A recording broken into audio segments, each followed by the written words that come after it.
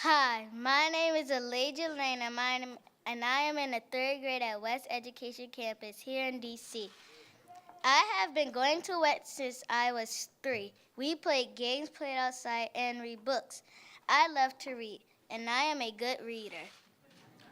I like to read about Rosa Parks and her childhood, and bats and how they live.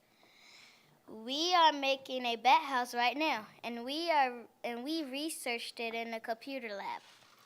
I am even taking a cooking class in aftercare. We made dishes from Peru and Mexico. When I grow up, I want to be the first lady.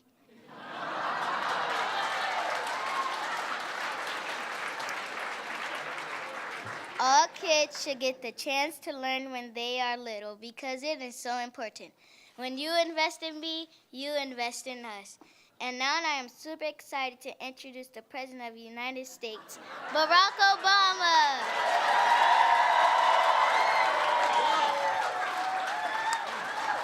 Good job. Thank you. Hey.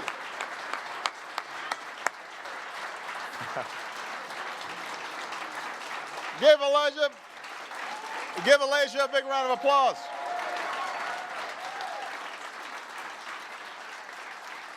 Thank you so much. Everybody have a seat. Now, Elijah clearly knows where power is. She knows who has clout and who does not. You did a wonderful job. I'm so proud of you. Good job. You're welcome. In addition to Elijah, we have some important personages here.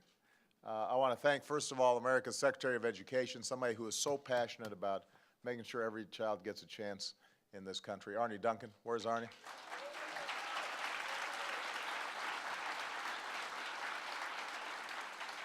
We've got some of early education's strongest supporters in Congress from both parties who are here. We've got Bob Casey from the great state of Pennsylvania. We've got Representatives Richard Hanna. Where's Richard? There he is. Jared Polis. Bobby Scott.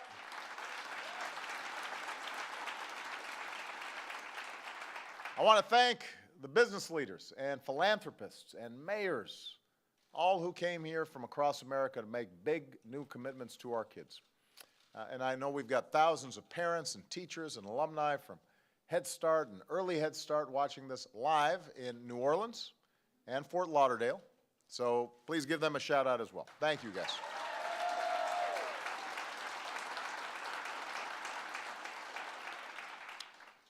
You may know that last week brought some good economic news, building on the momentum that we've seen over the past couple of years. Over the first 11 months of 2014, our economy has created more jobs than in any full year since the 1990s. So already, we still got a month to go, we've already seen more jobs created this year than any time in over a decade.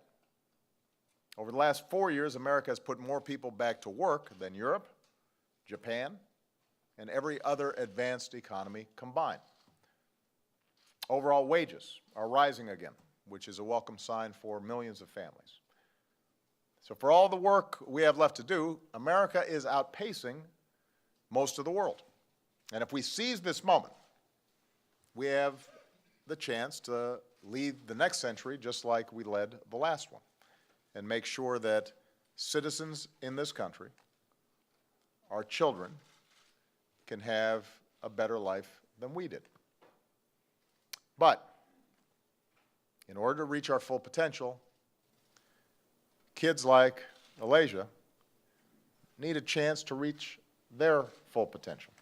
Because what makes America exceptional isn't just the size of our economy or our influence around the globe. That is a byproduct of a more fundamental fact about America: the promise we make to our children.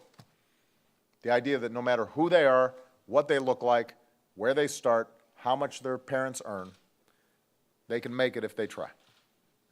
It's the essential promise of America that where you start should not and will not determine how far you can go. And we're here today because it's never too early in a child's life to begin delivering on that promise. I'm preaching to the choir now, but I'm going to go ahead and preach. Study after study shows that children who get a high-quality early education earn more over their lifetimes than peers who don't. They're more likely to finish school, they're less likely to go to prison, they're more likely to hold a job, they're more likely to start a stable family of their own, which means that you have a generational transmission of the early starts that kids can get. Early education is one of the best investments we can make, not just in a child's future, but in our country. It's one of the best investments we can make. Today, my Council of Economic Advisors is putting out a report showing that for every dollar we invest now, we can save more than $8 later on by boosting graduation rates, increasing earnings, reducing violent crime. And the study also shows that access to high-quality, affordable childcare means more employment and higher incomes for working parents, especially working moms. Not surprising there. I mean, men were getting better, but we're not where we need to be, and moms all too often are juggling between work and childcare. When we have good, high-quality early childhood education, then suddenly we're freeing up everybody to be on the field. So early education is a win for everybody. It saves taxpayer dollars, it gives our children a better chance, and some states are proving that it's possible to give every child that chance. For 16 years, every child in Oklahoma has been guaranteed a preschool education. Georgia's building on their successful preschool program by launching something called Talk with Me Baby, which sounds like an Al Green song, but is actually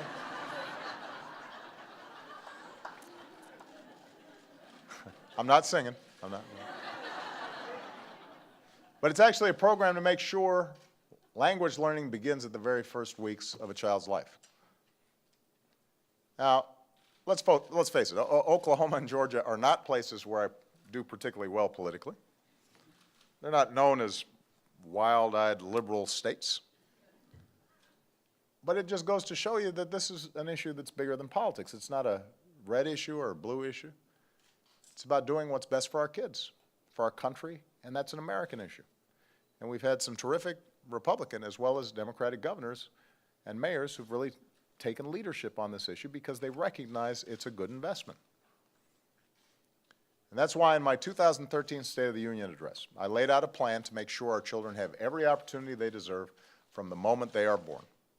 And I asked Congress to work with me to make high-quality pre-K available to every 4-year-old in America. Now, Congress hasn't gotten that done yet, but Democrats and Republicans came together to take some steps in the right direction with new grants that will expand preschool for children across the country. And in the nearly 2 years since I called on Congress to take action, we've seen 34 states, along with cities and communities across our country, take action on their own. All told, they've invested more than $1 billion in our children. In Michigan, a Republican governor signed the nation's second largest state budget increase for early education into law. Last month, voters in Denver approved a ballot measure to renew and expand their preschool program through 2026. In New York, Mayor de Blasio made pre-K for all a centerpiece of his campaign. And this year, more than 50,000 children are enrolled in New York City preschools, more than twice as many as in 2013. So let's be a New Yorker here.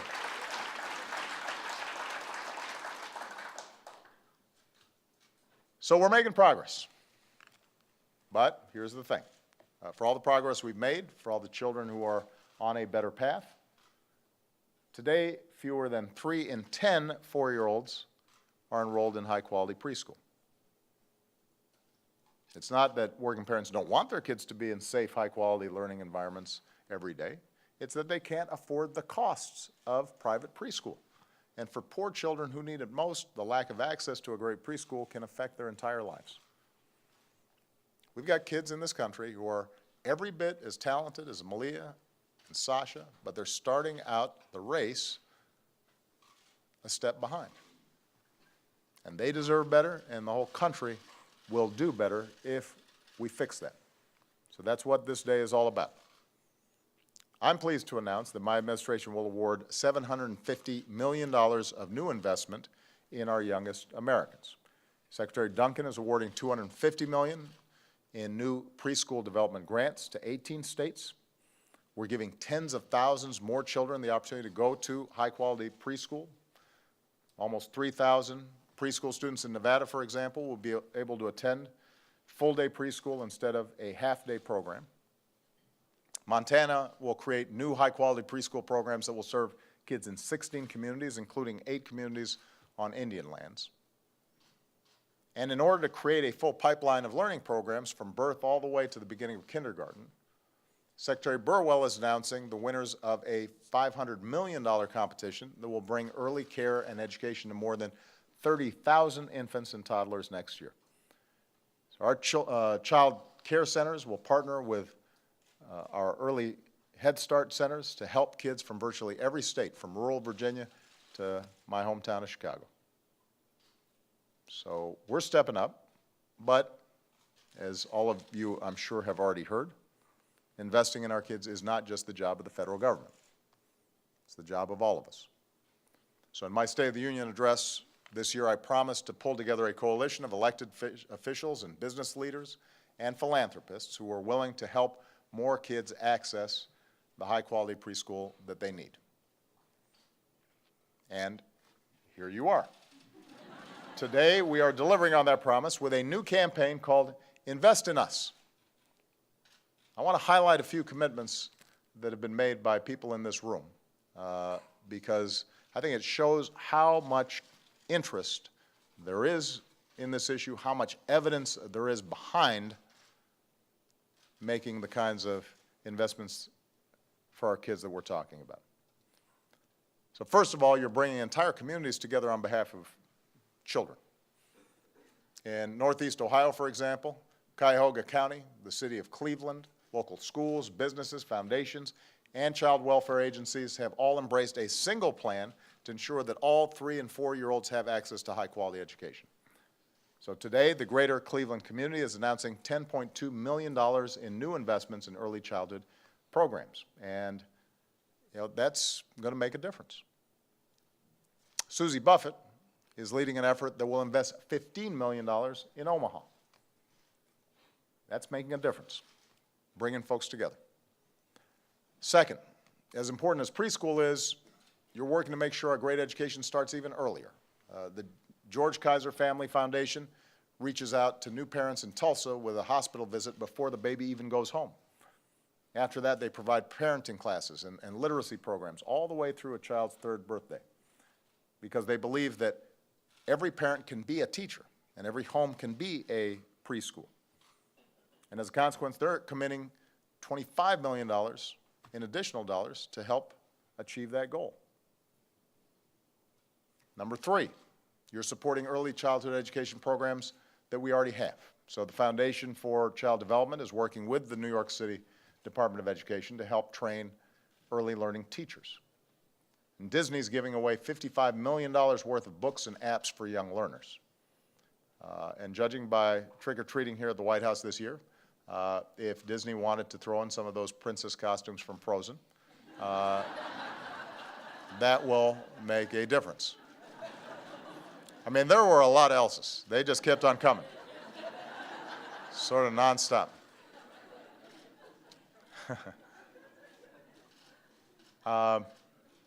And finally, you're investing in new, innovative approaches that have the chance to transform the way we teach our children.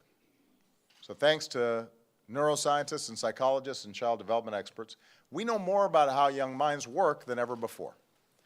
So we've got the Bezos Family Foundation announcing a $5 million commitment to turn these new insights into new tools for teachers and parents so that our children get the most out of the time and money that we invest in them. And JB and MK Pritzker, their family foundation is committing $25 million to build on cutting-edge research to help our most vulnerable children succeed. So all told, in addition to what we're going to be doing at the federal level, organizations here today are making more than $330 million in new commitments. That's worth applauding.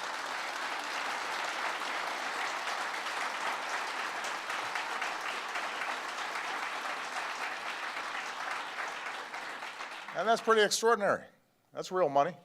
Even in Washington, that's real money. But it's also just the beginning. So I'm calling on all Americans across our country to make their own commitments to our children. And I'm asking our members of Congress for their commitment as well. Outside Washington, giving our children a fair shot from the earliest age is a priority that crosses party lines. So I hope that the new Congress next year will work with me to make pre-K available for all of our kids. It will not just grow the economy for everybody, it will change young lives forever.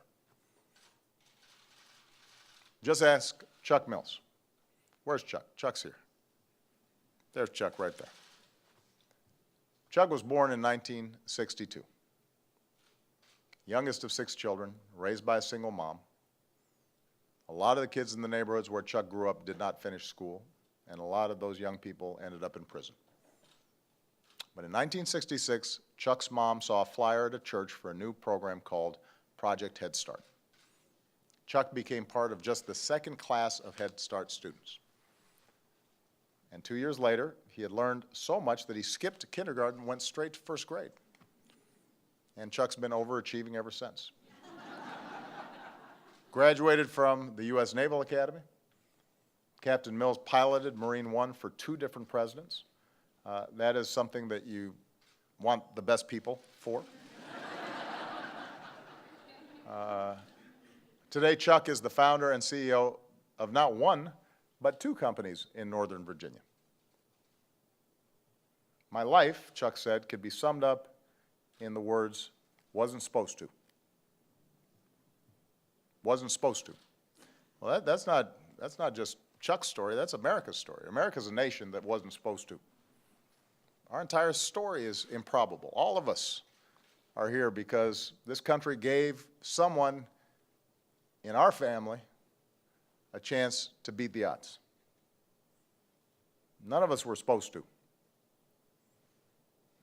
Those of us lucky enough to share in this country's promise now have a responsibility to ensure that for all the young people coming behind us who aren't supposed to, that they have those same opportunities. There are a whole bunch of Chucks out there, all across the country. We have to invest in them. We have to invest in our communities. We have to invest in us. And if we do that, we give every child the same chance that we got, then America will remain the greatest nation on earth. And I thank all of you for the extraordinary efforts you are making in fulfilling that promise. All right? Thank you. God bless you. God bless America.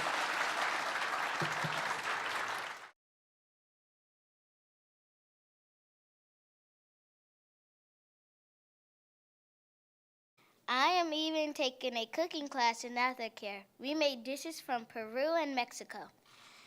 When I grow up, I want to be the first lady.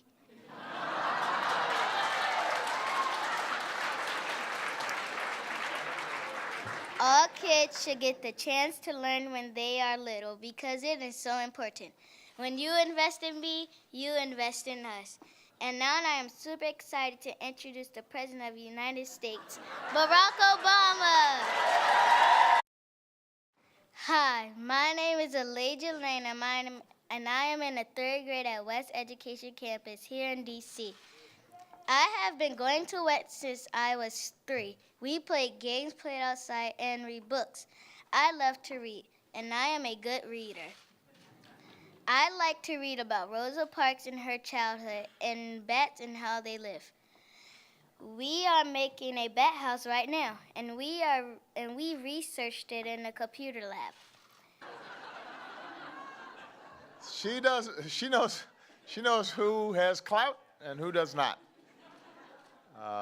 You did a wonderful job. I'm so proud of you. Good job. You're welcome. In addition to Alasia, we have some important personages here. I want to thank, first of all, America's Secretary of Education, somebody who is so passionate about making sure every child gets a chance in this country. Arnie Duncan. Where's Arnie?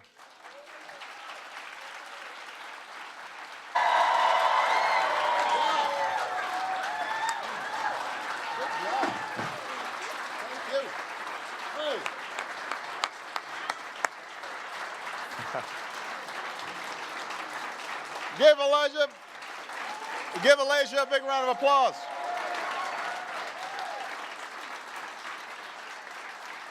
Thank you so much. Everybody have a seat. Now, Alasia clearly knows where power is.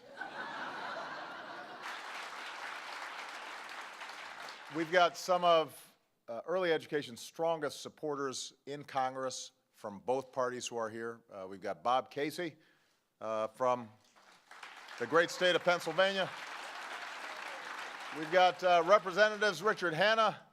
Where's Richard? There he is. Jared Polis, Bobby Scott,